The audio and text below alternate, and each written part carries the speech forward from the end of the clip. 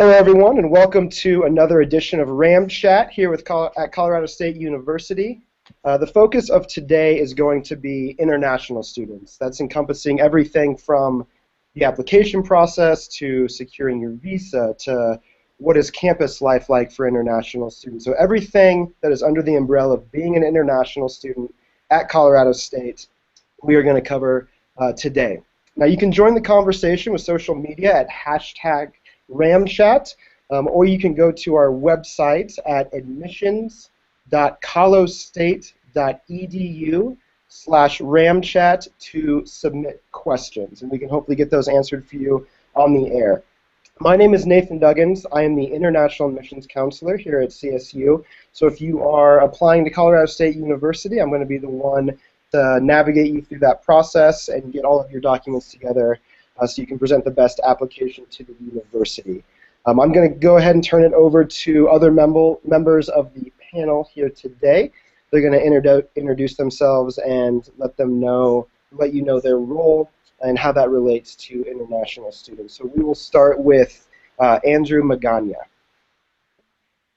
Hello, I'm Andrew Magana.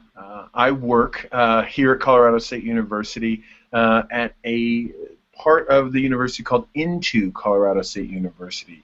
It's where all the English language programs are housed, as well as the pathway programs are housed as well. So I can help answer any questions you might have about the different English programs or pathway programs. Just a quick little bit about those. If you are looking to get more English instruction before you enter into CSU, we do have that available here at Colorado State University Into. And then we have a pathway program which offers, it's a first year, it's an alternative first year for students who might need a little extra services and support. So that's a program that we have here as well. So I can answer all questions about those. And then along with Mr. Duggins, I do a lot of the recruitment. So we may see you out and about on the road. That's me, Andrew Magana. Nice to meet you. Back to you, Nate. All right, thanks, Andrew. We are going to send it over now to Cynthia Scarpa. All right, my name is Cynthia Scarpa, and I'm an International Student Advisor in the Office of International Programs. I generally will start working with you once you've been admitted and help you figure out how to get your immigration document, what the visa process is going to look like, and then once you get to campus, I'll be a part of your new international student orientation and be the person that tries to help you maintain status, helps you with employment questions, and then as you get closer to graduation, helping you figure out what your next steps will be, whether in the U.S. or if you decide to journey back home. So, welcome. Thanks, Cynthia. We also have two international students on the panel here today. If you two could both introduce yourself, tell you where you're from, what you're studying, and how you chose CSU. All right, hello everyone. So my name is Uzman. I'm a third-year student here studying business, concentrating in supply chain management. I came from Pakistan 2.5 years ago. I was actually an Into pathway student my first year, and then transferred to CSU. So now I'm here. And why and how I found CSU was kind of like, I was just like maybe searching some schools on the internet, found the Into pathway through my dad's friend, and he connected me through a resource to get here. And then after that, I just like got connected with the CSU program, with the Into CSU program, got through my whole first year, and then transferred to CSU. That's how I ended up here in my third year. Hi, my name is Ellie. I'm from Brazil. I'm studying agriculture, and I found CSU searching at the internet the best agriculture programs. So that's why I'm here. All right, thank you, panelists. We are going to go ahead and jump right into our questions, with the first one being, how is the application process for international students different than for domestic students? Working for the Office of Admissions, I'll handle that one, and then maybe turn it over to Andrew as he can explain a little bit more of the processes if you want to apply directly to a pathway program. So in terms of document submission, what you need to submit to apply to the university, application, you need to submit your transcripts, You're going to have to submit one letter of recommendation. You can submit more than one if you want, but we do require one. We require a personal statement, and then international students need to submit some proof of English proficiency, so a TOEFL or an IELTS exam to prove their English proficiency. So the TOEFL and the IELTS exam, that is going to be different for international students than it is for domestics. Obviously, domestics are not required to submit that. Another thing that's important is international students are not required to submit an SAT or an ACT exam, but we don't consider international students for scholarships if they don't submit either an ACT or an SAT, and I'll cover that a little bit more when we talk about scholarships. So application, transcripts, letter of recommendation, personal statement, and then a TOEFL or an IELTS exam. Now that is if you are applying directly to Colorado State University. And Andrew, would you mind speaking about if a student were to apply directly to a pathway program, what that application process looks like? I'll speak to both the English language programs and then also the pathway programs. The English language program, it's going to be quite easy. If you just look up, if you're Googling Colorado State University and Google English programs at Colorado State University, or Google Into at Colorado State University, you'll be directed to the webpage where you would sign up for the English language program. All the English language program requires is that you're over the age of 17 or older. So anyone can come to our English program as long as they're interested. So there's no limit to how old you have to be. So if you are 35 and have always dreamed of learning English, CSU can help you. Come see us. Now, if you are interested in the pathway program, Usman might be able to tell you a little bit about that, but again, it's just going to be going to the Colorado State University website would be the easiest, and then typing in pathway into the search engine. Or you could go to, if you just Google Into CSU or Pathway CSU, you'll be brought to the pathway application. And it's the same type of requirements as you would need for admission directly into the university, except they won't ask for some of the letters of recommendation and some of the materials. But we will still need a copy of your grades, a copy of your transcripts, your marks in high school, and any university curriculum that you've done. There you go, Nate. All right, thanks, Andrew. We are going to move on to the next question. I'm going to open this up for the students. This is a pretty open-ended question. What is there to do in Fort Collins? So, students, you can go ahead and answer that one. So here at Fort Collins, we had the Old Town, and it's a great place to go at the day or at the night. It's really nice. Also the horse tooth and outdoor programs. Yeah, definitely there's a lot of hiking places, and I never hiked before, so it was like a new experience for me. And like going up, like climbing all these 14ers, or like even in Fort Collins, like going to the downtown of Fort Collins, which she mentioned of like being Old Town, all the restaurants there and everything. So it's a lot of like different things to do. You can bike on campus or like around Fort Collins so much because you see a lot of people biking there as well. So it's there's a lot of things to do around here at Fort Collins. All right, Usman, I got to have you follow up and explain to the people what a 14er is. So a 14er, kind of like climbing up the mountains, is something that I learned coming here and everything. My first year, I never really even saw snow or anything. So, but my friends and in my residence halls wanted to climb like a mountain, and so they took me to like a mountain which has the elevation of like 14,000 feet, and so I climbed up there. I couldn't even reach, like I just reached like 12,000. I didn't even make it to all the 14,000. I was like, this is great, I'm gonna try it again like 3 months from now. But that's how, like 14,000 elevation, going up there hiking and then seeing the whole view from the top and then coming down, it's like a whole day that you spend. It's an amazing experience just because you see Colorado and what Colorado is about, and you experience all these like different things in the United States when you wouldn't have experienced that when you were back home or something like that. All right, thanks. Just to expand, Fort Collins is one of those towns where if you're reading a list, top 10 places to live, top 10 places to retire, one of the best smaller towns in the country, there's a good chance that Fort Collins is going to be on that list, and there's a reason for that. Sitting right at the base of the Rocky Mountains, it's an incredibly beautiful place to live, and I think a lot of students are drawn to that. So thank you, students, for answering that. Next question is going to be for Cynthia. So once a student is admitted, what are the next steps in terms of visa or the immigration process? And so you can just please talk a little bit more about after being admitted, what does a student have to do after that?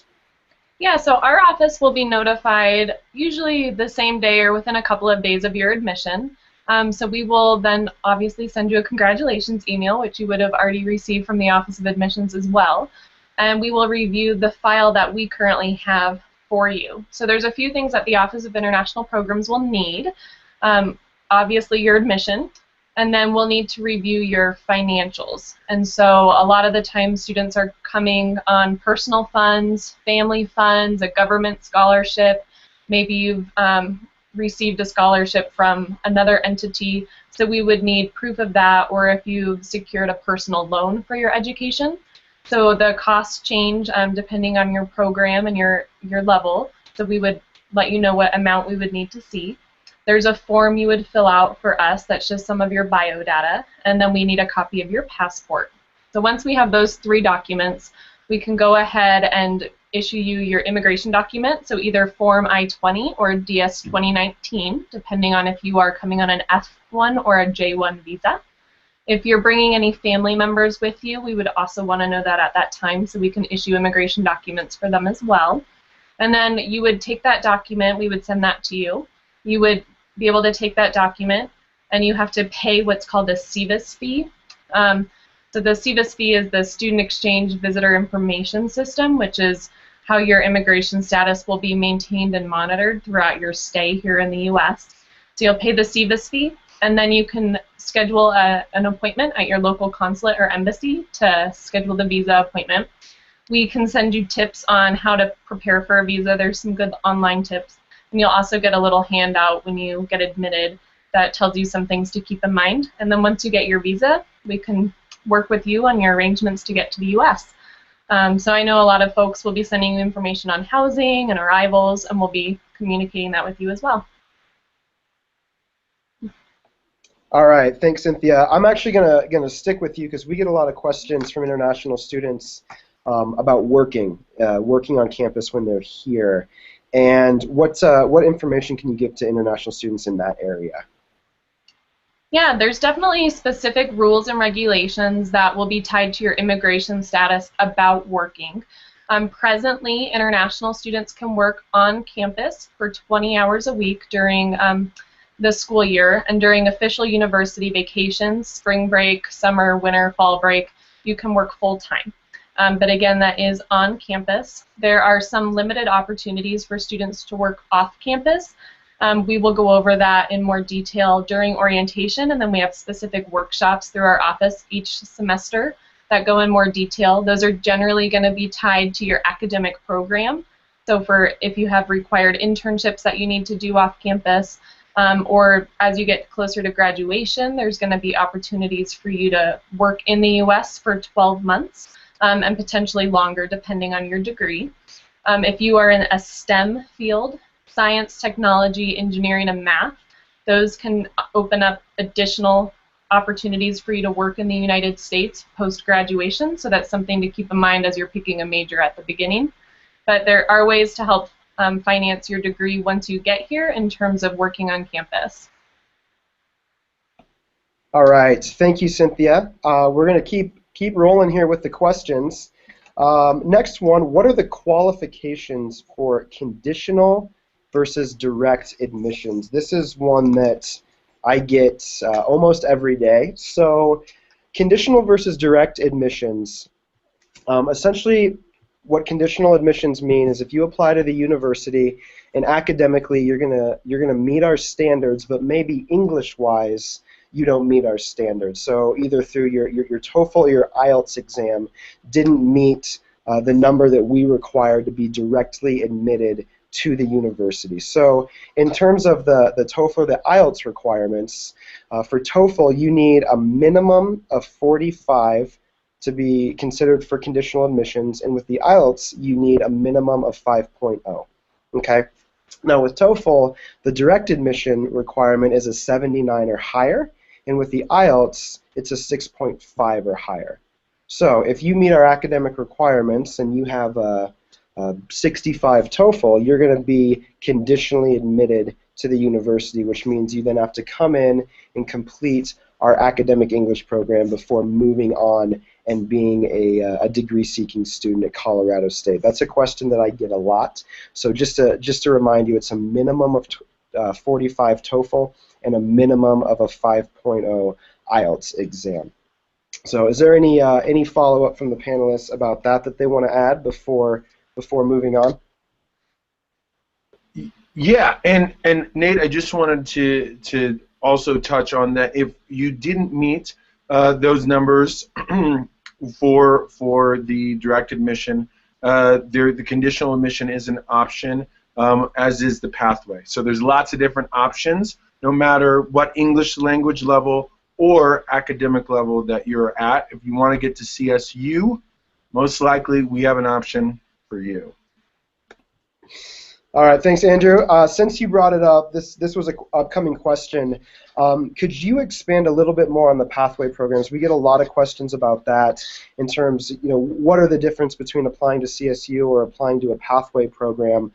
Explain sort of the intricacies of a pathway program and what that's going to look like for a student and how they're able to transition from a pathway into Colorado State. Can you touch on that for us? I mean, I'll tell you a little bit about it from my seat, but I think you should hear it directly from a student's mouth. So I'll say a little bit about it, and then Usman, I think you should come in and tell your experience as a student. So basically, kind of, I said it earlier, a pathway is the first year of your 4-year degree program. And what it is it's you're a university student here at CSU, and you will be in university courses, but then also enrolled in a couple English courses as well. So it's just getting you ready for that jump into a U.S. level higher education curriculum.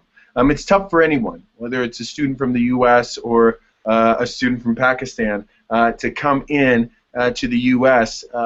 Right away in this high level of curriculum. So what the Pathway program does is just a first-year program that ushers you in, a hug that we give you as you come in to help you be successful here at Colorado State University. So the application process is slightly different now. In the future, it may be as part of one application, but right now it's slightly different. But you can access it through the CSU website or through the Into CSU website, and it's going to be a similar type of application process. But it's just a year to help you get ready and prepare for. But it's still a first year of school, but it's just to help you acclimate better. Usman, do you want to talk about your, I guess, experience? Yeah. So like Andrew mentioned of how Pathway kind of like gives you that warm welcoming hug to get inside CSU that your first year. That's what I was told as well before coming here. That will really help you transition your first year to prepare for college. And that's exactly when I came here as well. I experienced it. My first semester I was taking like 2 to 3 Into classes of like more high level in English and all those like really more specific English classes, but then I was also taking some CSU classes as well. So it kind of gave me like a little like way to like experience some CSU classes, but also some Into classes as well to help me prepare for second year.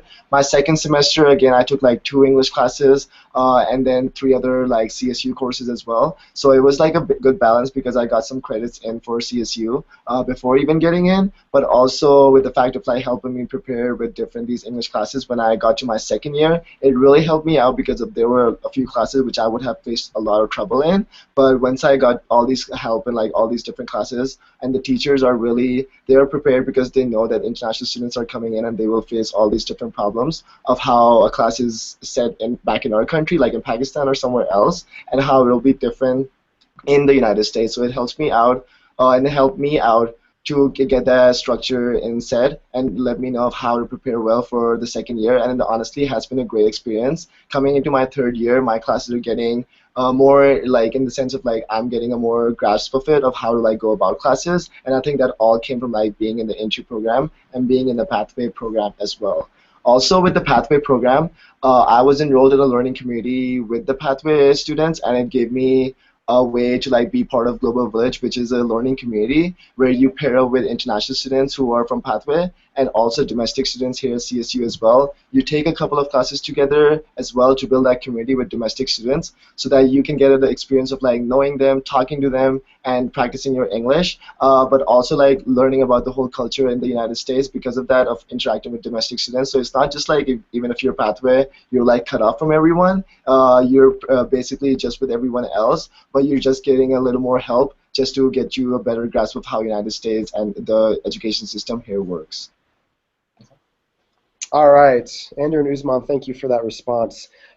We are going to go next to Cynthia. I think this might be a good one for you, but also Usman and Ellie, feel free to chime in if you see fit. What support services are provided to international students once they get on campus? And that can be anything from orientation to after they start classes. So, Cynthia, I think I'll start with you, and then students, if you want to chime in, please feel free to do so after. Yeah, I think a lot of international students see the Office of International Programs as kind of their home base when they get to campus. We start off, from pre-arrival communication with you all about how to get your visa, how do you get to CSU, and all of that up front. So we already have a connection with you, and then we go through orientation together. During orientation, we're going to be helping you get connected to additional resources on campus, whether that's your academic advisor, the health center, the rec center, tutoring services, all sorts of different things. We're going to introduce you to safety and academic integrity at CSU as well. And then a lot of the time students will come to our office throughout their time at CSU and ask all sorts of other questions. So they'll come to us when they're having, maybe some academic struggles and they want someone to talk to. They'll come to us and share their successes with us. The Office of International Programs also has a lot of programming specific for students. We have weekly programs where international students, domestic students, and the community all get together and they share culture, they share food, music, programming. It's called the Friday Afternoon Club, so that's something that's been going on for over 50 years. We have Weekend in the Mountains, so in the fall semester we will take students up to Pingree Park campus and show them the Colorado mountains that Usman was talking about before. They won't be hiking 14ers, we'll be doing shorter hikes up there, but it's just a way for you to get a taste of what Colorado can really offer. There's also World Unity Fest, where thousands of people will come and share culture once in in the fall every year. So there's just a lot of programs that we do specific for international students. We've also started a career success series where we talk about international students' career needs, everything from understanding the resume process to doing internship and job searches and how that might be different from international students to domestic students. So the support service options are endless. I've been on committees where we've tried to increase international student usage at the rec center, so we wanted to know what would make it a more comfortable place for students to go work out. So everything that you might think you need, I think CSU can offer, whether that's through the Office of International Programs or through the vast variety of services that are on campus already. And I'm not sure if the students want to chime in and say what some of their favorites are or other things. Yeah, Usman or Ellie, anything you want to add to that? If not, we can move on. I don't want to pressure you.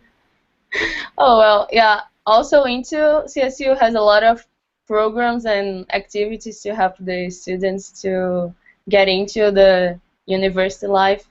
So, and international programs has a lot of things to help you to get involved with. All right, thanks, Ellie. We're going to go ahead and move on. Next question is about scholarships. Quite simply, what are the scholarship qualifications as an international student? So as I mentioned earlier, as an international student, when you apply, you don't have to submit an ACT or an SAT score to get admitted to the university, but we don't consider scholarships for students who don't submit those. We have three main scholarships that we offer to international students, and it's a combination of your grade point average and your ACT or SAT score. You don't have to submit both exams. You can just take the SAT or the ACT. My best advice to you on this one would be to go to our financial services website, which is sfs.colostate.edu. And there's the scholarship link on that website, and it tells you exactly what you need in order to get one of our scholarships. Expanding on that a little bit, if you are applying for the spring semester, unfortunately we don't award scholarships to students applying for the spring semester, only scholarships to students who are applying for the fall semester. And if you are applying for the fall semester, you have to get an application in by February 1st. And just to give you an idea, because I know students from around the world, fall and spring mean different things to them. Our fall semester starts in late August and runs until mid-December, and then our spring semester starts in mid-January and then runs until early to mid-May. So just to give you an idea of when our semesters actually run. So sfs.colostate.edu is going to be where our scholarship criteria are located, and if you are applying for the fall semester, the application has to be turned in by February 1st. So those are some important notes to know about scholarships for international students. Anybody else want to chime in on that? Andrew, go ahead. Yeah, Nate, I know I get a lot of questions. I know there's a lot of interest out there in also graduate programs as well as transfer students. So would you be able to touch on scholarships for graduate students interested in graduate programs or students interested in transferring? And maybe explain what a transfer student is. Sure. So I'll start with transfer students. A transfer student is somebody who's graduated from high school and has completed in any sort of university level work after high school has been completed. If that's the case, then you are considered a transfer student. Now, like with incoming freshmen, we don't award scholarships to transfer students who are applying for the spring term. It's only for the fall, and we have something called the RAM Transfer Award, which is going to be looked at by our transfer committee. So it's not as cut and dry as our incoming freshman scholarships, where we say, if you have this ACT score and this GPA, you're going to get this. The RAM Transfer Award encompasses a little bit more than that, and it's reviewed by a committee. With graduate students, my best advice for graduate students is to contact the graduate program directly that they want to apply for. The graduate process is decentralized, meaning that if you want to apply to a graduate program, you apply to that individual program directly, and that individual program is going to decide this is how we want to award scholarships. So with freshmen and transfer students, with freshman students, it's going to be looked at from a test score and GPA standpoint. With transfer students, it's going to be reviewed by a committee. And with graduate students, it's going to be looked at from a scholarship standpoint by the individual graduate program directly. So let's cut. Sorry, go ahead, I can speak a little bit more about graduate students, if that's okay. Please. So a lot of the graduate programs at CSU, instead of working on scholarships, some do have that, but they work on assistantships. So graduate teaching assistantships or graduate research assistantships. So Nate was absolutely correct in saying that going to the department is really your best resource. I would first start by looking at the departmental website for the program that you're applying to see how they award assistantships. Some departments do it based on an application that you have to fill out with your admission materials. Some departments are going to have you connect directly with faculty in your area of research or focus. And so you'd want to research then the faculty to see who might be doing the work that you are interested in doing, and then reach out to them with your resume, credentials, and your kind of thesis areas that you might be wanting to focus on.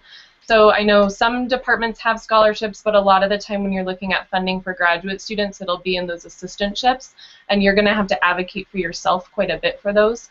But again, the departmental website will tell you how to begin, because since it is so decentralized, it differs from apply on paper versus meet your faculty member and then figure out what might be a good fit. All right. Thank you, Cynthia. That was great. And real quick, Nate. Oh, I'm sorry, Andrew. Go ahead. I'll just define what a graduate student is to any of you who don't know what it is.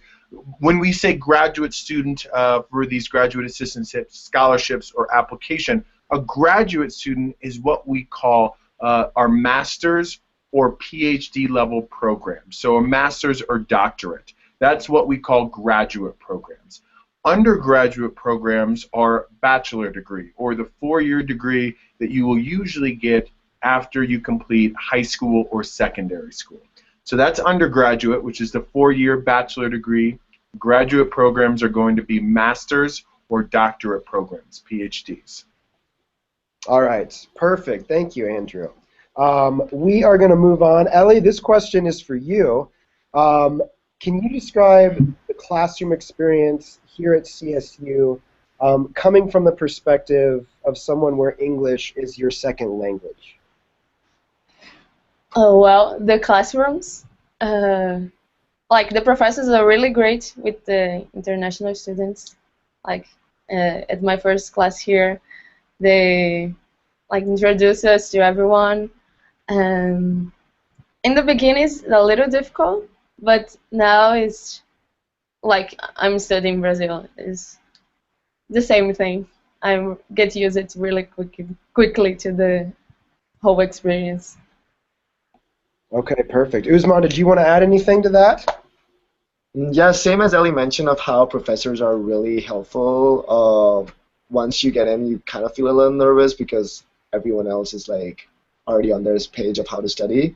But once you ask the professor for help, they're always helpful to like help you out, really help you out with classes or whatever you have problems with struggling in. So it's definitely like a good way to like experience that. All right. Thanks, guys. Great answer. Next question here is it's like an application question. What is the timeline for applying if I want to start in the fall semester? So, like I just described with scholarships, if you want to be considered for scholarships, you have to apply by that February 1st deadline.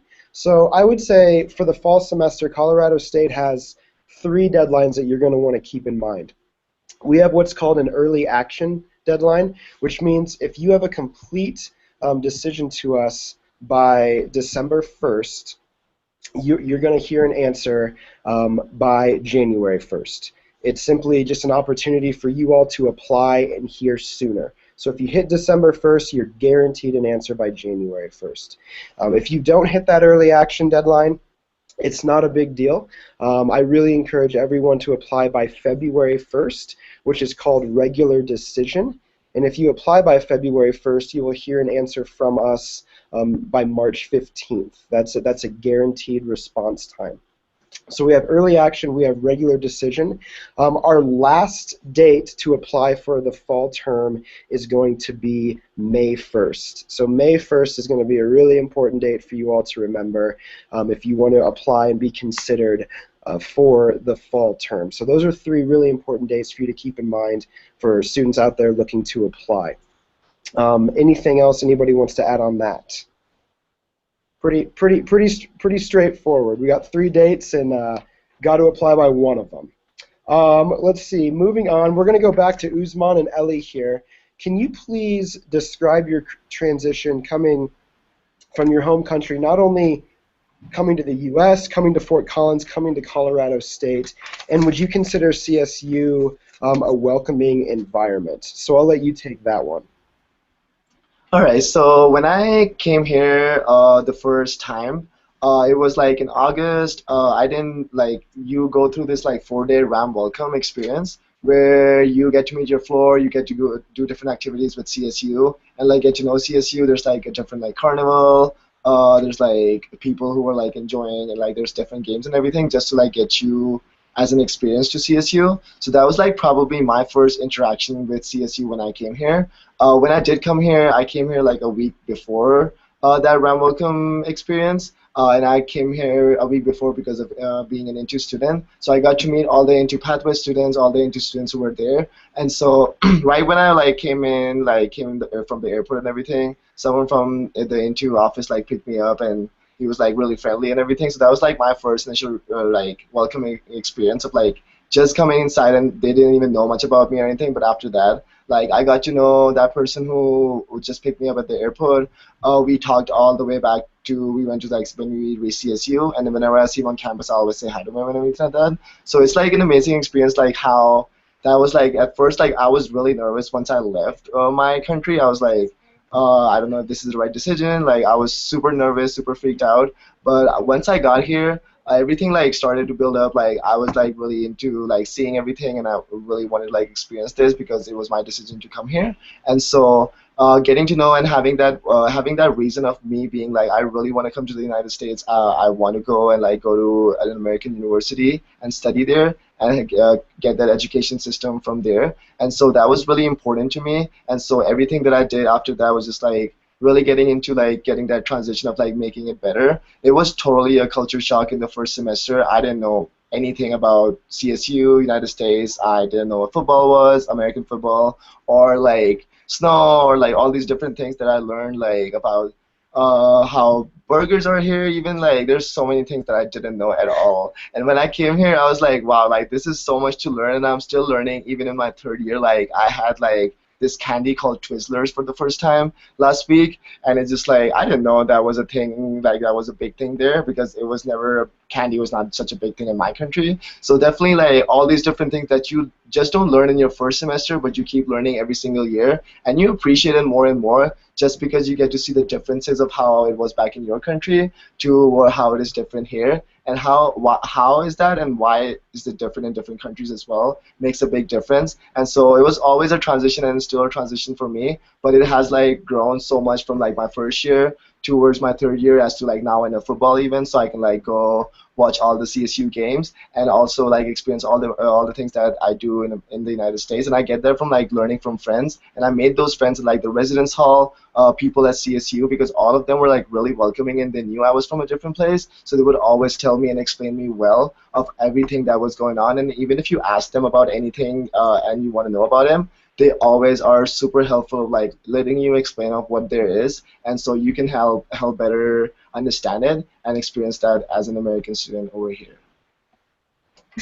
Well, for me, it's like almost the same thing. At the first time, Into picked me up at the airport, and I started living at a resident house. So it was my first time not living with my parents. So it was my big first experience. Then Into had a lot of activities that introduced me to the CSU life and the American culture.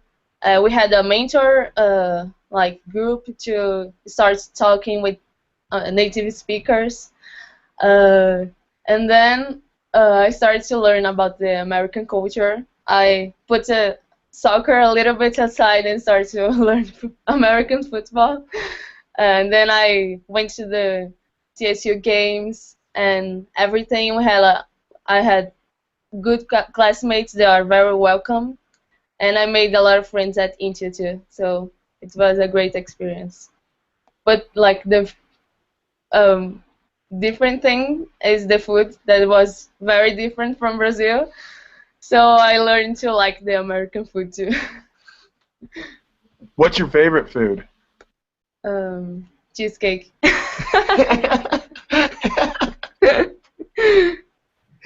Oh, that's great. All right, thanks, guys. We're gonna move on here. How do I confirm my decision if I know that I'm coming to CSU? So, in terms of documents, you're gonna need to submit when you get your acceptance letter from CSU. Really, all we make you do is click a confirm button and then pay your enrollment deposit. But I know that OIP is going to require more stuff than that prior to coming to CSU. Cynthia, are you able to talk about that at all? So I think a lot of what I mentioned before, where we will be sending that email requesting any missing documentation, passport, the immigration document request form that we have on our website, or your financial documents, that's really going to show us that you're serious about getting your immigration document and applying for your visa. And then that will allow us to create your immigration document. Something else, if you are admitted for a certain semester and it turns out that you cannot come, there is a way to defer your admission. I think that Nate or Andrew might be able to talk about that a little bit, but if we've already created your immigration document, it's really key that you let us know that you're planning to defer, because we can keep that immigration document record the same and just change the dates on it. So if you've already paid any money into that document, it could save you a little bit of money if we know that you're planning to defer to a different semester. Yeah, that's a good point. So I can speak a little bit more about the deferring process. So if a student gets admitted, they're able to defer their enrollment up to 1 semester or 1 year. So if you were admitted for the fall 2015, something happens, you can defer to the fall 2016. The paperwork for that is pretty simple. It's just one sheet of paper. It's important to know that you can only defer your enrollment one time. So if we have a freshman coming in for fall 2015 that defers for fall 2016 and then decides that they can't come for the fall 2016 term, they are going to have to go through the application process again. So the deferring process is really simple. Not a lot to it, but you are only able to defer one time, which is really important to know. And if you are not able to attend during the term that you deferred to, you're going to have to go through the application process again. Andrew, I think that's pretty much it. Is there anything you wanted to add on the deferring process? No, it sounds exactly right, and it's the same if you wanted to do the pathway program as well. I can't be sure about the English program if you can defer that. But if you have questions about that, we can get back to you. So just let us know if you have a question about deferring an English program. Cynthia, did you? I was just thinking about with confirming. Do they have to demonstrate finances or something with certification of that? That's something during that time of the process? Yes. Yeah, so that's going to be part of the financial documentation that we're requesting. So depending on if you're an undergraduate, graduate, if you're in one of the Into Academic English or Pathway programs, the financial number that you'll have to show will be different. So we would reach out and let you know what that amount is. If you're a direct admit into the undergrad or graduate program, we do request 1 year of funding in order to make your I-20 or DS 2019. All right, thank you. Moving on, is there a pre-evaluation or pre-application process for Colorado State? I get this question quite a bit from students saying, hey, can I send you my stuff and can you tell me if I'm going to get admitted? We in the Office of Admissions don't do that. Colorado State we have 27,000 students that go here. We have quite a few students applying. We don't have the bodies on the ground to be able to do pre-evaluation. So, you're going to have to apply as a regular student.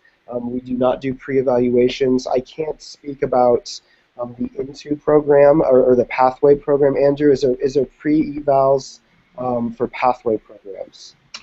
Same as CSU, we don't offer any pre-evals. That being said, if you catch Nathan or myself on the road, you might get lucky and we'll be able to look over your application for you. But but no, officially we don't have any pre-evaluations.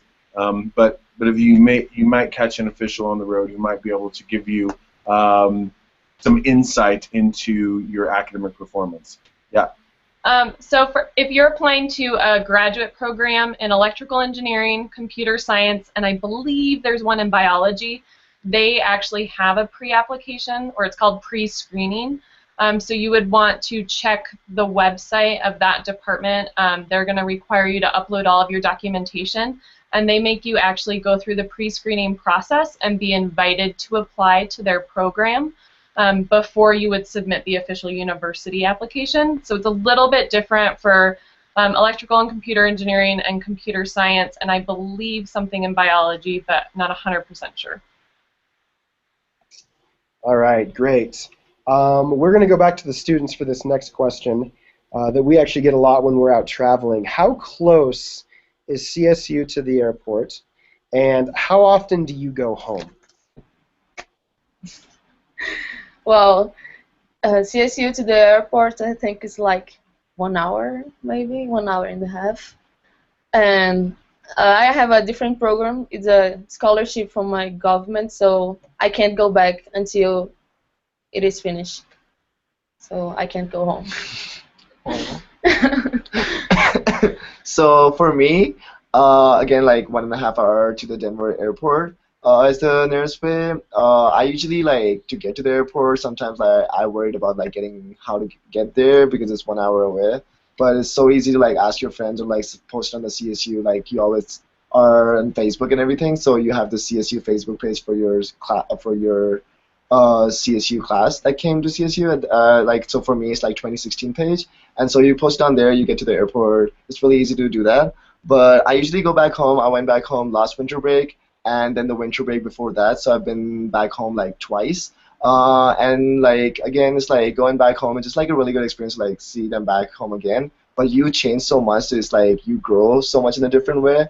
And when you go back home, it's like everyone's already in their own same culture and nothing has changed there. So it's a really cool way to like go back and compare everything. But again, two times I've been back home. I probably will go back next summer or something like that. All right, thank you. Next question is about visiting campus. If I can't visit campus, what resources are available to see what it's like? We understand international students, it's not the easiest thing in the world to visit campus, so when all of Ellie's and Usman's friends want to visit from Pakistan and Brazil, how are they able to do it?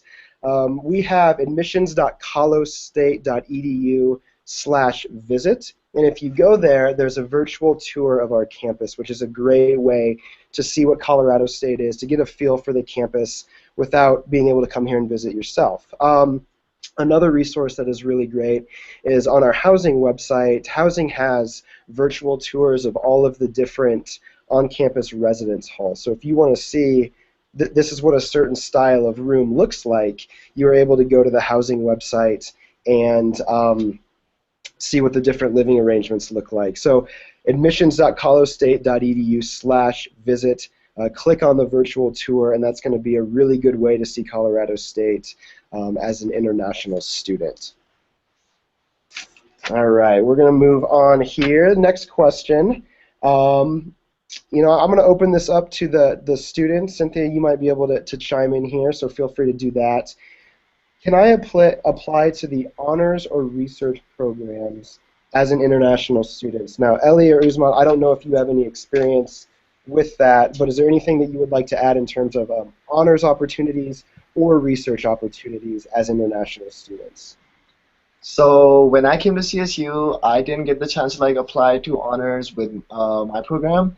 I didn't know much about it at that time, but I'm a business major, so when I got into the College of Business, there was an option called Honors Track 2 that I got enrolled in, and that has basically like what honors for me was kind of like taking a few different classes, like the same classes that any CSU student or College of Business major will take, but the class is a little smaller, and the teacher really helps you out more because there's like 10 to 15 or 20 students compared to maybe 40 or 45 students. So it has that experience of like those smaller classrooms to get a more hands-on experience of what you're learning in class and the teacher being available for it and giving you the hands-on experience of how to go better about this class on another level. And so that was for me when I applied to the Honors Track 2 College of Business, and that was the one that I knew about it, so that is the only one I can speak about. And so Honors Track 2, I applied for it when I got enrolled in CSU in my second year, and I got accepted into it my second semester, and I'm part of that since then till now, till I graduate as well. And I know we have other international students enrolled in various honors programs. I'm not quite sure how you would apply to be a part of that community, but I know it is possible to do as an international student.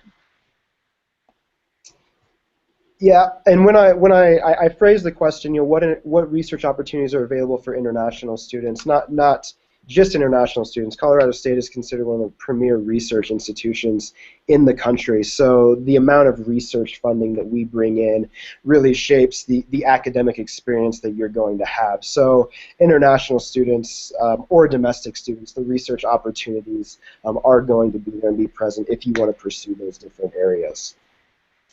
All right, let's see here. I think we're going to stick with the students.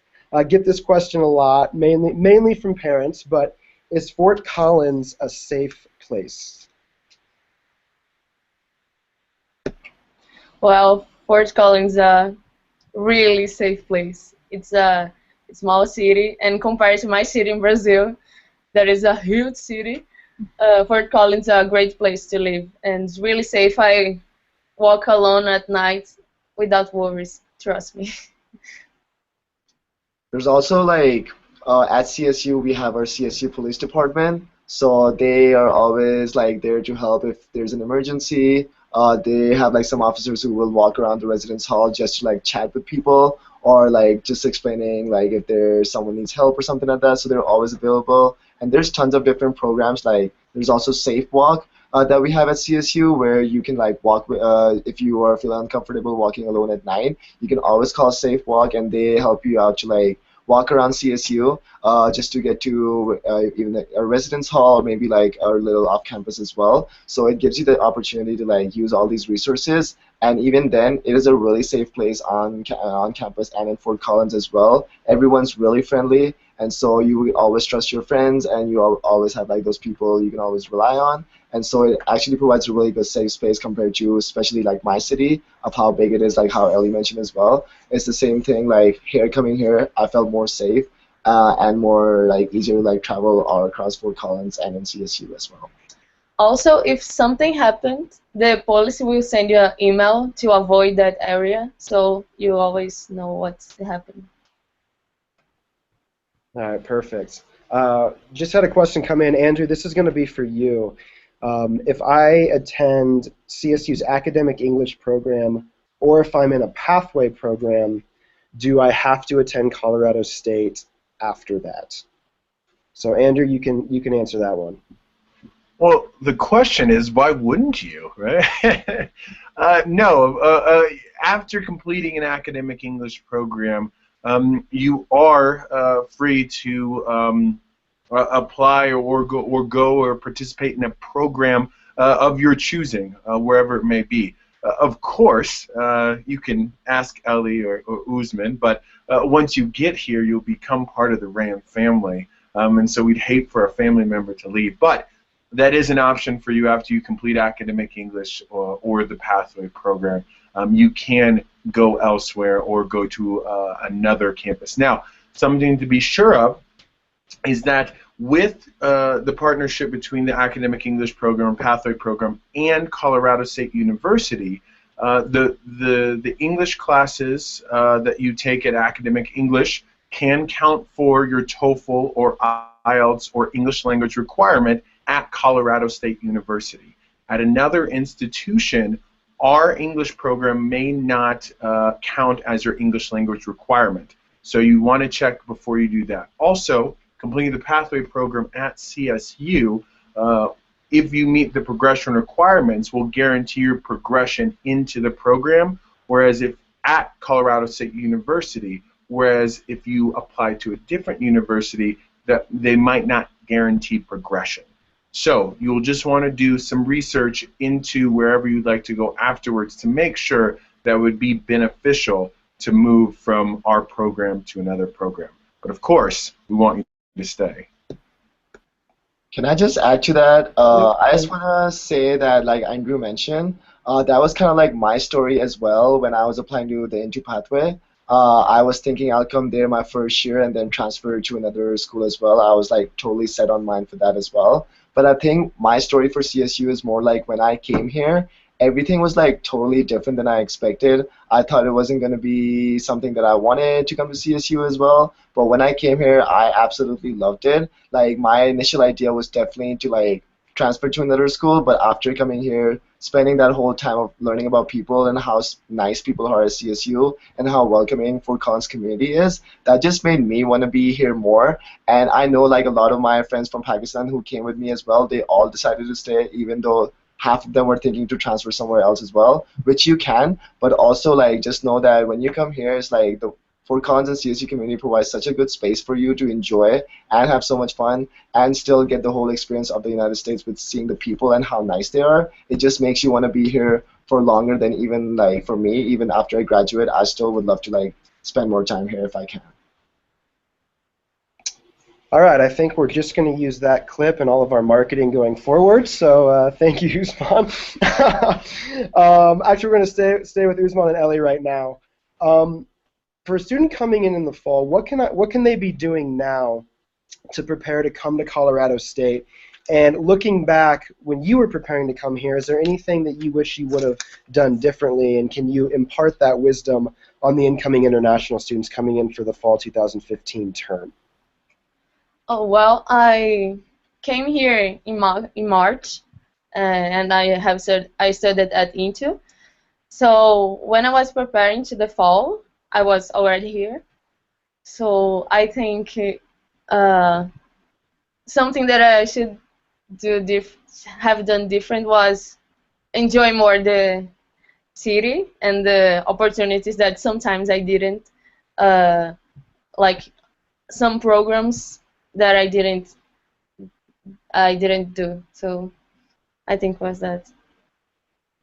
So when coming in the fall, at this time, like especially like right now in December and like thinking about next fall and everything, what I remember when I was like thinking about applying to colleges and everything, I was always talking to the people who already either had that experience of coming to the United States, or like my sister lives in Seattle, so I talked to her about how United States is. My dad and my brother studied in the United States for college and they went back home, so I asked their advice and everything. So like talking to people who may have gotten through that experience, and if you don't have anyone to connect to, you can always connect to CSU and they will always provide that help and resource to know how to get connected and how to see what an experience would look like, talking to students or talking to counselors or Nate and Andrew and Cynthia right here as well. So you definitely have all these resources to like go and like talk about it. That's what I usually did.